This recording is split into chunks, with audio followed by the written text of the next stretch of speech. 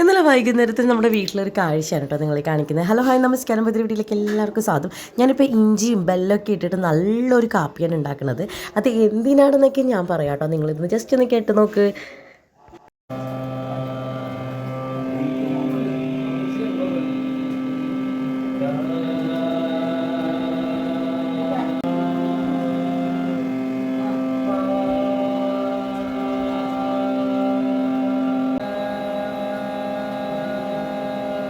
സാധാരണ എന്നിട്ട് ചില സമയത്ത് അങ്ങോട്ട് പോയിട്ട് പഠിപ്പിക്കും, അല്ലെങ്കിൽ കുട്ടികൾ ഇങ്ങോട്ടേക്ക് വരും, അങ്ങനെയാകും. അപ്പോൾ ഇന്നലെ ഒരു ചേട്ടനായിരുന്നേ പഠിക്കാൻ വേണ്ടിയിട്ടുണ്ടായിരുന്നത്.